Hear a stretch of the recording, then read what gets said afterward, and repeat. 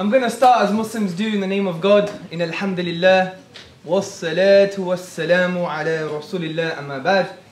Brothers, sisters, friends, and foes, may the peace and blessings of God be upon you all. The God Delusion or solution, this resonates with regards to one of the founders of the neo-atheist movement book, publication called the God Delusion, which was written by Richard Dawkins.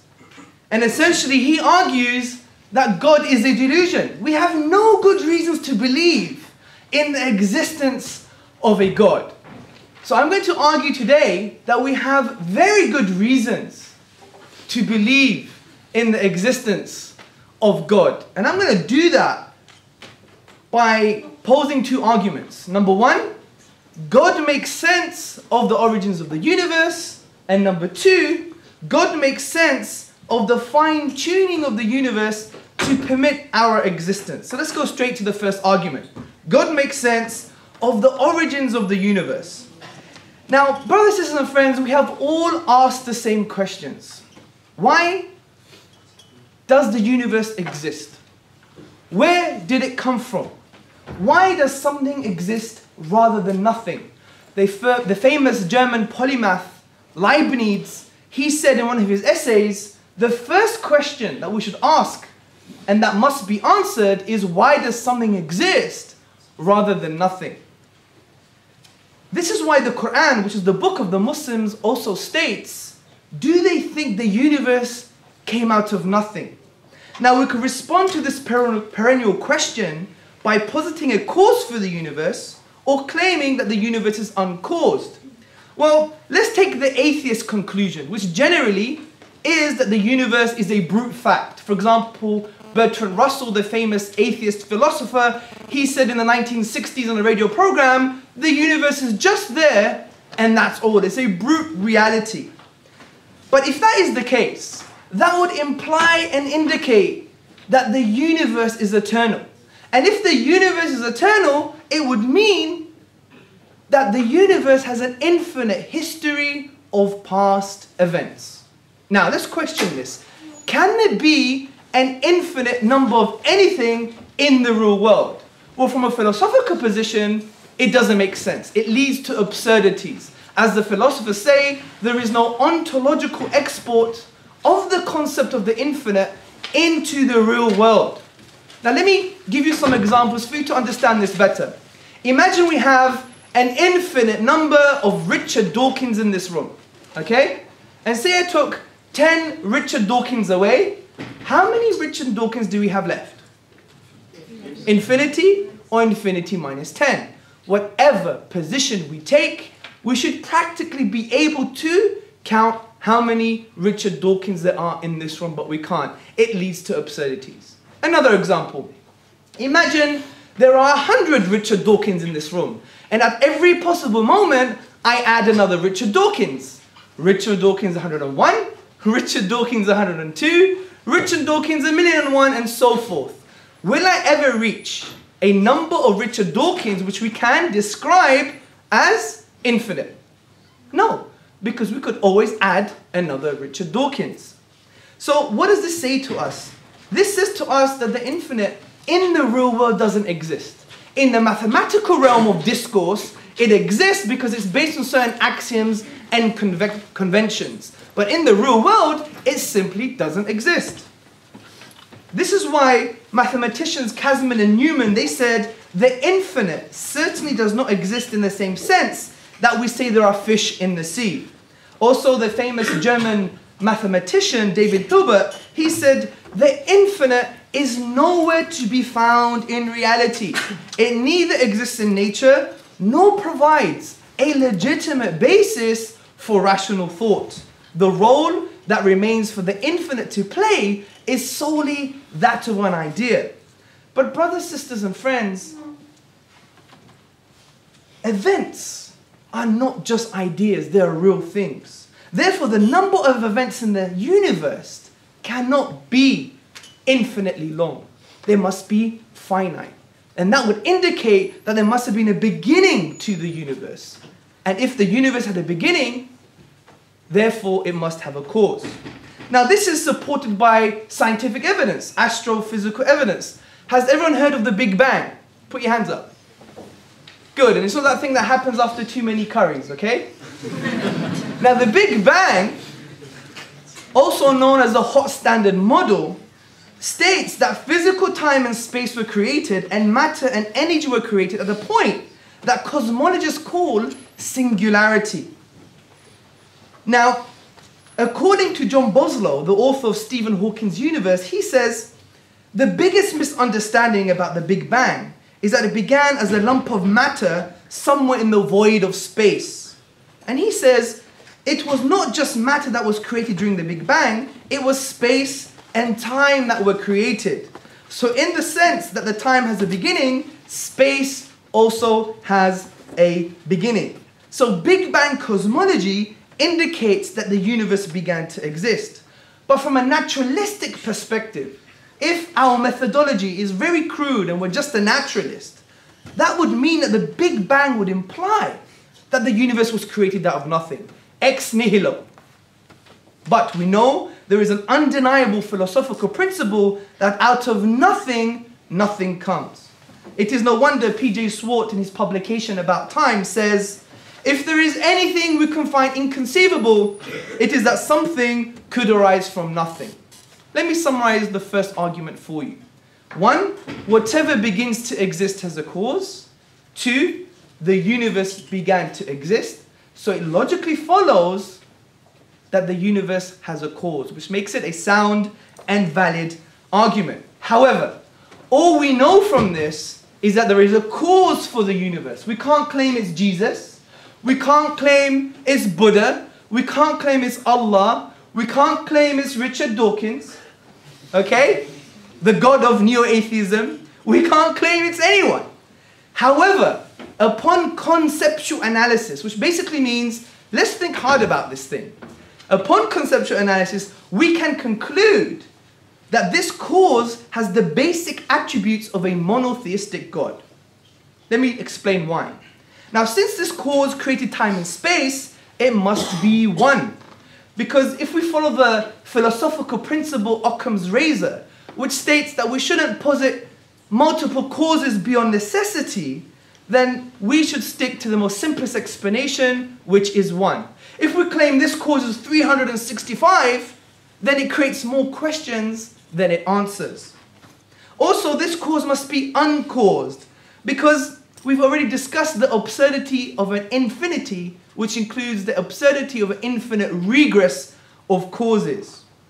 Also, this cause must be immaterial and transcendent. Let's think about this, because since this cause created time and space, it must therefore transcend time and space. In other words, this cause exists atemporally and non-spatially.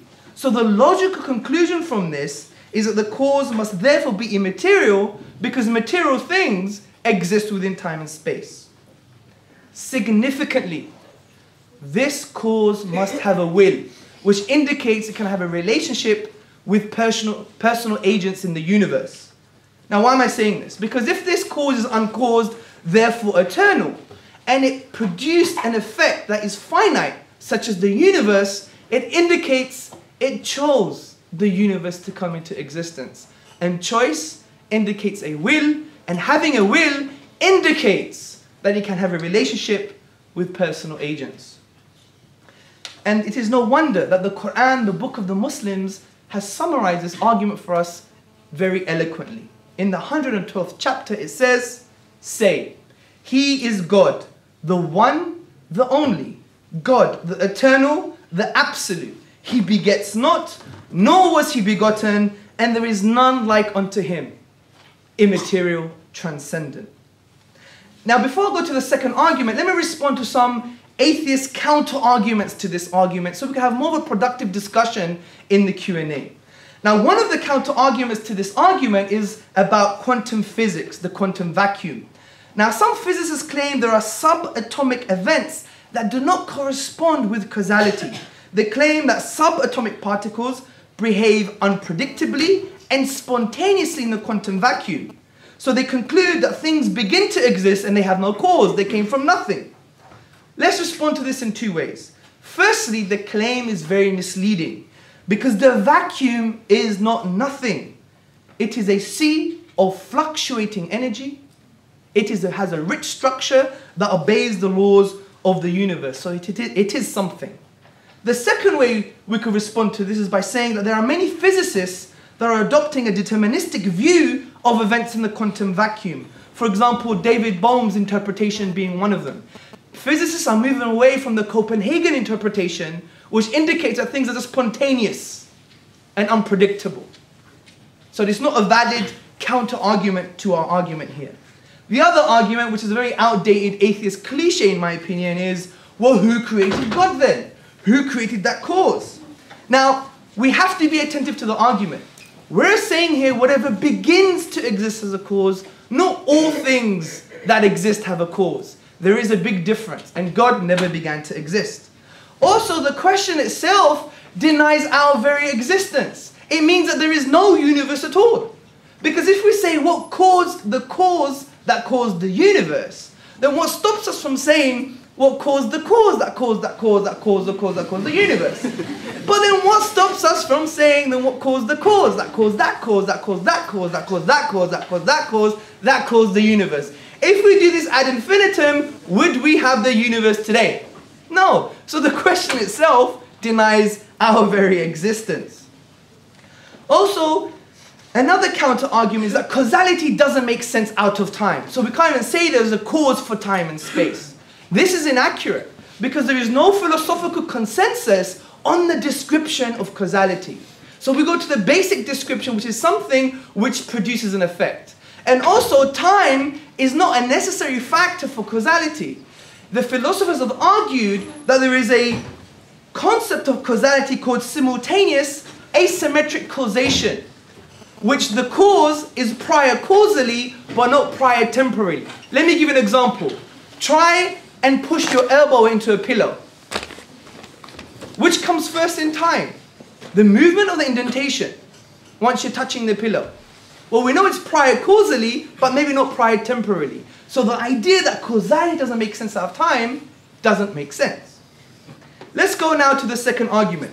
God makes sense of the fine-tuning of the universe to permit our existence. And I love this argument because we have a lot of laughs. As you Irish say, we have a good crack. Okay? Now, how do we explain the order in the universe and the apparent fine-tuning of the cosmos to permit life, our own existence? Surely to claim that they exist without any reason is absurd. This is why Professor Roger Penrose, he states, there is a certain sense in which I would say the universe has a purpose. It's not there just somehow by chance. Some people take the view that the universe is there and it runs along. It's a bit as though it's just sort of computes and we happen by accident to find ourselves in this thing. I don't think that's a very fruitful or helpful way of looking at the universe. Because, brothers, sisters and friends, it seems more likely that a universe to prohibit life should exist rather than one that should permit life. Now, why do I say this? I'm saying this because the existence of life in this very universe depends on a conspiracy of initial conditions and constants that must have been fine-tuned to a degree that is literally incomprehensible. Let me give you some examples into consideration. Example number one, the expansion rate of the universe. Now, if the expansion rate of the universe differed by more than 10 to the power of minus 18 seconds, which is 1 quintillionth of a second, there would have been no universe. Even Stephen Hawking, in his publication, A Brief History of Time, he acknowledges the extraordinary equilibrium in the rate of expansion. He says, if the rate of expansion 1 second after the Big Bang had been smaller by even 1 part in 100,000 million, the universe would have recollapsed before it ever reached its present size. Example number two. This is about low entropy. Professor Roger Penrose of Oxford University, he states, in order to produce a universe resembling the one in which we live, the creator would have to aim for an absurdly tiny volume of the phase space of possible universes. You may not know what I'm talking about. But let's question, what is this volume? Well, according to Penrose, this volume is 1/10 to the power of 10 to the power of 123. Now, you may not be mathematical geniuses, so let me give you a practical example of what this really means. Imagine I'm holding a dart. This is my dart. Oops. And I want to hit the center of a proton. If the universe was my dartboard, that is the implications of this fine-tuning. Now, there are three possible explanations for this fine-tuning. One, physical necessity. It's just there. Two, chance. Or three, design. And let's work our way together through this. First and foremost, it can't be physical necessity because these values are not contingent. They're not dependent on the laws of nature. Also, it requires us to believe, brothers, sisters, and friends, that a universe not fit for life would have been impossible. But if any of these constants and values were changed even by a hair's breadth, the universe would not permit life. This is why scientist Paul Davies, he says, it seems then that the physical universe does not have to be the way it is. It could have been otherwise. So we know physical necessity is not a good explanation. What about chance? Well, I don't think chance is a rational explanation for the fine-tuning of the universe to permit our existence, because the chances of the initial conditions for the universe to be life-permitting are so unlikely that it would be impossible to use this as a sufficient explanation for the origins and for the universe to permit our existence. Now, some people say, but there could still be a chance. But this is very problematic. It's counter-discourse, because I could say, well, you know what? I don't believe my mother anymore. I think she's a grey rhino that was born on Pluto and flew here on a pint of Guinness. Now you may say to me, Mr. Tzortzis, that's highly absurd and irrational. Then I would reply, but there's a chance. So the point is counter-discourse is counterproductive. But also, would such people say such a thing if they saw an elephant that appeared in the driveway overnight? Or a jumbo jet was parked in their front garden? Of course not. However, brothers, sisters, and friends, it's not just about chance. It's something called specified probability, which means that an event is not only improbable, but it conforms to an independent discovered pattern, which makes the chance hypothesis irrational and beyond comprehension. Let me give you an example. Imagine we had a chimpanzee right here, okay? Looks like me. And we're typing away continuously. And say he does this for the whole day, 24 hours, and you come back and he's sleeping with all banana skins everywhere, and you see printed out, "Oh Romeo, wherefore art thou, O Romeo? Deny thy father and deny thy name." A Shakespearean play. Now, what would you conclude? You would say, I would have assumed maybe it could have produced something like this, the, end, car, house, tree, Richard Dawkins. Because it's grammarless. But because it conforms to an independent pattern of the English grammar, then you know this is beyond probability. And there was a study done on a Horizon program, and it concluded that if you left a chimpanzee to type away on a typewriter or computer, do you know how long it would take them to write "to be" or "not to be" from Hamlet's play? Someone guess. A day. A day? Okay. Yourself? Anyone? A year. A year? Well, think about this. That is a chance. 28 billion years. It would take mathematically 28 billion years. How old is the universe? 14 billion. About 14 billion years. So in a way, to adopt the chance hypothesis is actually denying the universe's existence. Therefore, we have sufficient reasons to believe that the universe is designed, because it's the best explanation from an inference perspective. Let me summarize this for you. 1. The fine-tuning of the universe is due to physical necessity, chance, or design. We now know it's not due to physical necessity or chance. 3. therefore is due to design. Now, let me respond to some atheist counter-arguments because I really want to have a positive discussion today. I don't want a repetition of outdated atheist cliches. The first one is the anthropic principle, and this is the contention. Atheists would say, we shouldn't be surprised that the universe is life-permitting because we are here to observe a life-permitting universe. This is true, but the claim is false. Take the following into consideration. Imagine my back is against the wall and every single one of you are trained marksmen. And you have lasers on my forehead and at my heart. And then you hear, I'm alive. I'm alive. Now, let me explain what I'm trying to say here. You shouldn't be surprised that you're not dead. You shouldn't be surprised that you're not dead. Because you wouldn't be able to observe the fact that you're dead anyway. But you should be surprised that you're alive based upon the improbability of all of you guys missing. There's a conflation of two statements here. This is why the anthropic principle doesn't make sense. Oh, it's finished now? Okay, I'm rounding up. Also, we have the final contention, which is the multiverse theory. There's many worlds hypotheses. Scientists such as Vilenkin suggest there's an infinite ensemble of simultaneous universes. But there's a couple of problems here. Firstly, you have to claim that the infinite actually exists in a practical, physical world, and it doesn't. So therefore, it takes the infinite world ensemble and it demolishes that counter-argument. Also, if we adopt Occam's razor, which is the simplest explanation, the best explanation, then having an infinite bloated set of universes is far more complex than a designer. This is why scientist John Polkinghorne, he says, people try to trick out a many universe account in sort of pseudo-scientific terms, but that is pseudo-science.